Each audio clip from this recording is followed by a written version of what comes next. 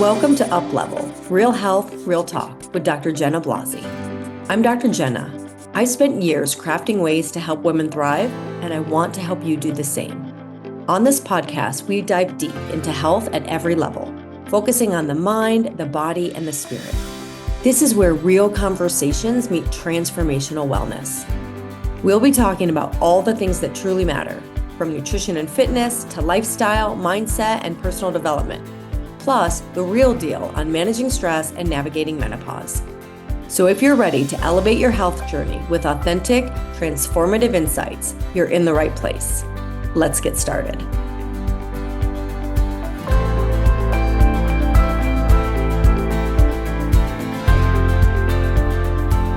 Hello, and welcome back to Up Level. Let's dive in. Last week, we talked about what you're no longer available for, the patterns, the identities, the tolerations that are really quietly holding you back. They are capping your growth. Today, we're talking about that next step. We're taking that next step because releasing what no longer fits is powerful, but direction is what is going to create momentum. This episode is about vision, not the kind of pressure, like not putting pressure on yourself or to feel behind, but the kind that stretches you into the woman you're becoming, into the life that you are creating. So today's really about where you're going. Because here's the thing, health changes don't fail because of lack of information. I always say this in my talks, everyone's just gathering information and information. First of all, we have to know how to implement it. And part of the implementation and integration, right? Implementation and integration is identity. These health changes fail because of identity, nervous system patterns, and self-trust gaps. In fact, in our newsletter this month, get on our newsletter mailing list if you're not already, we talk about the identity piece of really changing these habits, just like I talked about last time. Right now, January, people are flooded with diet noise and your nervous system's already dysregulated. And there's this shame-based reset messaging that is very loud, right? Do this 3 days to a new you and do this 30-day challenge, get back on track. And all of this rhetoric that ultimately doesn't last. How many times have you done that? It's not sustainable. These quick fixes without addressing these underlying pieces. It's the same old, and that's why the gym is packed in January, and then it just kind of peters off. So this month is really going to be about transformation that lasts and true transformation. So before diving into what to eat, how to train, how to optimize your hormones, we need to stabilize who's making those decisions. This is the work that makes every health challenge finally hold. So kind of step back. 30,000 foot view. If this year actually worked, what would that look like? If this year you actually became the person who's thriving, what would that look like? So we're going to get into vision and not in terms of force. This is about clarity without force. This is not fantasy. Your vision is not a fantasy. Vision is a felt sense of how you want to live, how you want to feel, how you want to show up in your body, your work, your relationships. So before goals, which we will get into, I think next episode, ask what you want. Vision asks who you are becoming. Vision is that internal compass. It's not a to-do list. Vague vision can create anxiety and like, where am I going? And often women in midlife, you need permission to want more. You need permission to want more. You're so used to prioritizing everybody else before you. But you know what? If you're thriving, if you're living your best life, so is everybody you love because you're creating that space. So these types of questions, they will change everything. So I want you to think about, I'm going to give you 3 questions. What do I want to feel more of this year? What do I want less of? Okay, that's getting that sense of like, how do you want to feel? Ties in what we're releasing from last time and what would thriving actually look like in my body, my relationships, my work, and in all the areas, like my spirituality, like my giving back to the community, like all of these pieces. What would so for me, what thriving means, and then the people, with the people that I work with, it's physical, it's mental, emotional, it's spiritual, it's ultimate life goals, it's how I want to live for myself and my family. So what would thriving actually look like in my body, my relationships, and my work? Because this type of vision, this type of work calms your nervous system. So we're distinguishing this from even getting into the goal piece yet, or the resolutions, or the hustle culture. Okay, we're not going to go into hustle or resolutions at all. If you haven't picked up on that yet, we are going to go into goals. But I want to really be strategic with January. That's why I started off with, what are you letting go of? January needs some orientation. Most people skip vision and they jump straight to effort. And this is where failure actually gets set up. And pressure is not the same as direction. If you have a strong why, you're just going after that and you're feeling it, and it's not about pressure. So right now, I'm stressing the fact that you need a compass, right? The direction is what creates safety. Pressure creates shutdown. So this episode is about where you're headed, not how fast you get there. And the vision has to come first. The brain needs context before it can sustain change. Without vision, goals could feel heavy, they could feel arbitrary, they could even feel draining. Without that vision behind it, vision gives meaning. And that meaning, that why, that what you're excited about is going to fuel your consistency. Okay? Your nervous system, we've talked a lot about nervous system. It's going to scan for safety, for coherence. Your vision provides that coherence, that alignment. And people, we create goals, but we don't actually commit to goals. We commit to what's behind them, the why behind them. We commit to meaning. So a vision is not rigid. It's not perfect. It's ever evolving, and it's not pressure filled. A vision is actually using your imagination, one of the higher mental faculties, to create the life that you want. And it's a sense, right? You feel into what that feels like. And then it gives you direction for growth. It gives you direction for a way of being and a relationship with your future self. And it doesn't demand certainty. When I first was signed on to Bob Proctor's coaching, and I was working with Bob Proctor and his company, when I started writing out my vision, and he had us write a 3 to 5 year, when you get into a relaxing state, I'll turn on high frequency music, get my journal, just start writing out what it looks like and what I'm doing and who I am and what it feels like and the type of growth. I didn't know where I wanted to live. That certainty wasn't there. I'm I'm in Sedona. Do I want to stay in Sedona? I don't know. Where do I want to be? I don't know. That's okay, because I know how I want to feel, and I know how I want to live, and I know the type of relationships I want to have, and the work that I want to do, and the income. And what I will say is, when I went through that process, information was downloaded to me. Information came through that I didn't even know I wanted. And that's the thing, that seed of desire in your heart comes from spirit. Your vision comes from your higher self. It comes from spirit, universe, God, and it gets planted. And then we typically poo-poo it. No, that's too big, or that's not meant for me, or, who am I to want that, or whatever. That is from source. So honor that. I was surprised at what came through. I was a little bit holy crap, this is where I'm going. And it's that message. And that's when I realized, or part of the process in that whole growth trajectory that I'd been on for the year that even led me to sign up for his coaching, is I had been playing small, and I was really ready to stop playing small. There are two primary types of vision. And so let's get into what that looks like. There's the external vision, how your life is structured, your work, your health, your relationships, your environment, time, and what you're creating, what you're contributing. A big part of my vision is how I'm giving back and how I'm contributing and how I'm serving in my community and in the world. And then there's the internal vision, which is what most people skip. And it's really what connects us to the universal mind and to putting that out there and really starting to magnetize back. So the internal vision is how you want to feel in your body, how you respond under stress, how you relate to yourself. So, that vision could be, I'm someone who's calm, I'm confident, I respond to stressors rather than react. It's who you're becoming. It's who that future self is.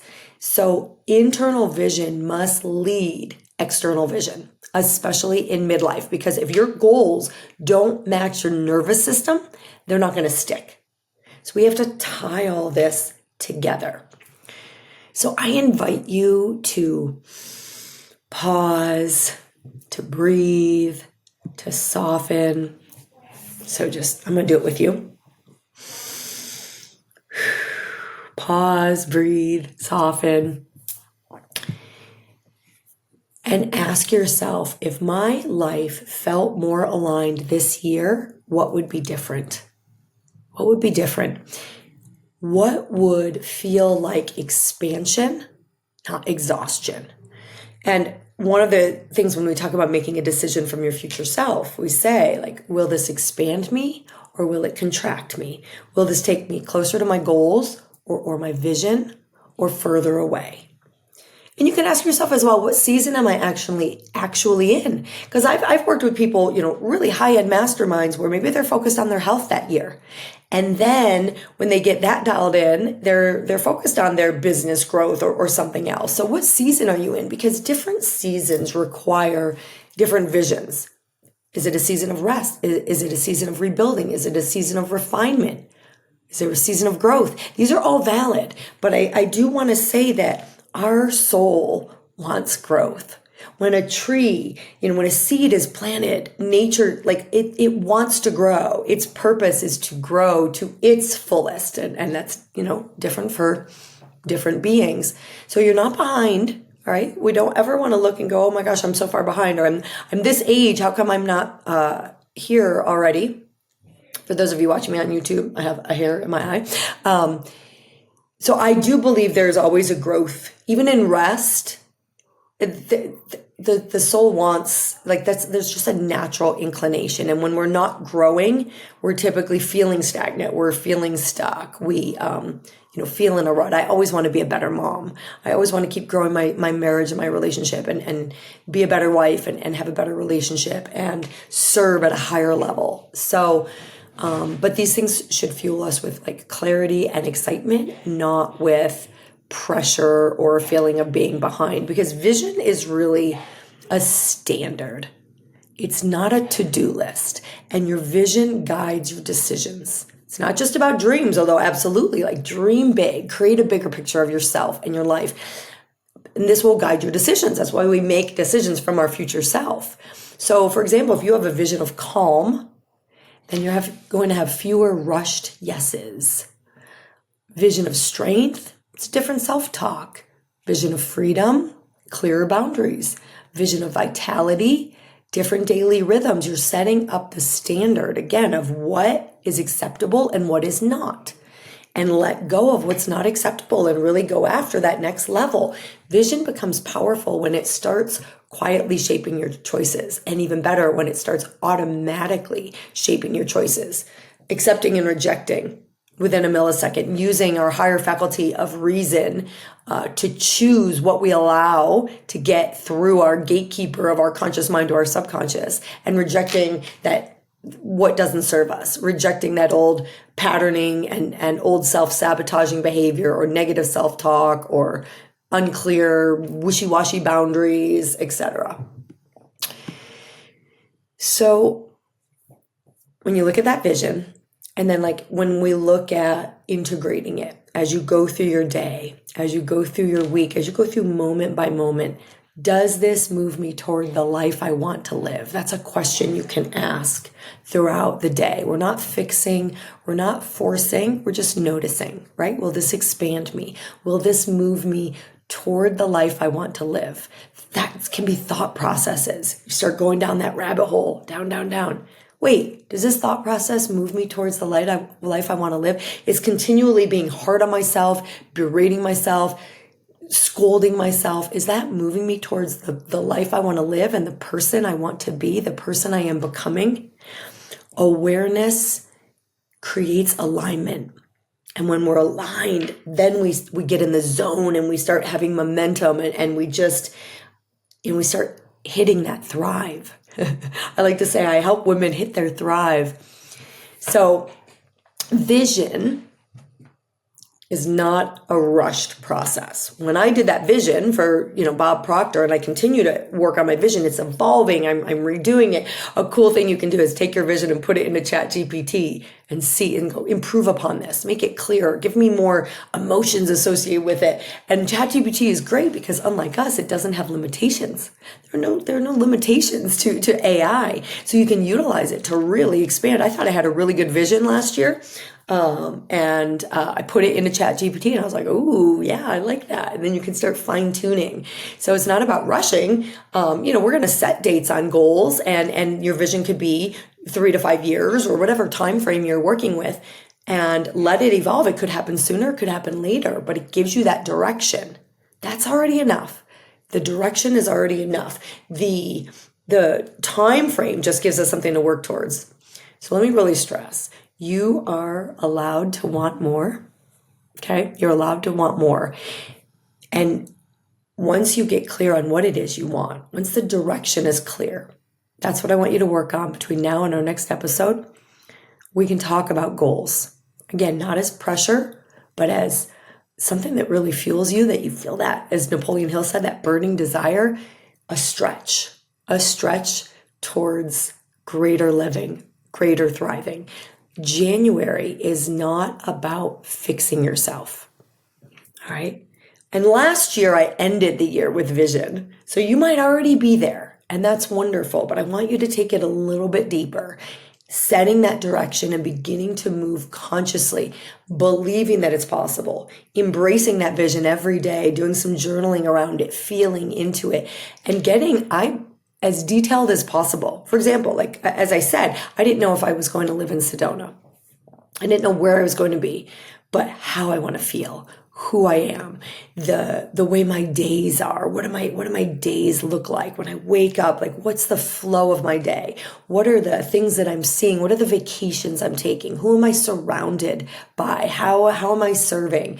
What do I taste and feel and touch, like using the 5 senses, not to look at your current circumstances, but to feel into that fuller vision. These topics that we're going to talk about in January, because we're going to keep this on, we talked about letting go last time. We're talking about vision and goals and integrating those goals. This is what precedes and also what affects your metabolism or your metabolic consistency, your sleep regulation, your stress hormones, your adherence to nutrition, your adherence to movement, because I don't want you in the gym in January and barely there by March and already not there by February. I did that backwards. I don't want you, committed to the gym in January, a little bit less in February, and by March you're already off track and caught up in tax season if you're an accountant, or caught up in whatever. Let's make this the year it's different, because we're getting underneath it. I'm into root cause, right? When I work with people with their conditions, their diseases, root cause, how do we get underneath it?